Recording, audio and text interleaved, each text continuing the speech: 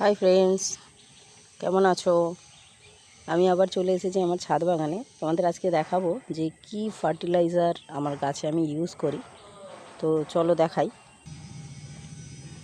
দেখো, এটা হচ্ছে একটা লিকুইড ফার্টিলাইজার, যেটা হচ্ছে আমি কিচেন কম্পোস্ট থেকে বানাই। এই যে দেখো, এটা হচ্ছে আমি আমার কিচেন কম্পোস্ট থেকে বানাই। যত আমার কিচেন ওয়েস্ট থাকে, তার সাথে ডিমের খোসাও থাকে, সেগুলো হচ্ছে আমি একটা জায়গায় রাখি, সেটা দেখাই। এখনও পর্যন্ত যদিও আমি সেখান থেকে মাটি তৈরি করিনি বা সার তৈরি করিনি, কিন্তু লিকুইড ফার্টিলাইজারটা আমি তৈরি করি এবং তৈরি করে হচ্ছে গাছে দিই, যেটা হচ্ছে তার নমুনা নিশ্চয়ই আমার ভিডিওতে তোমরা পাও। প্রচুর ফুল গাছগুলোতে। তো আজকেও তোমাদের দেখাবো কতগুলো ফুল আবার নতুন ফুটেছে। এটা হচ্ছে এটা মানে এই লিকুইড সারটা আর কি, এটা হচ্ছে জলের সঙ্গে মেশাবো 1 লিটার জলের সঙ্গে। এটাও যদিও 1 লিটারেরই বোতল,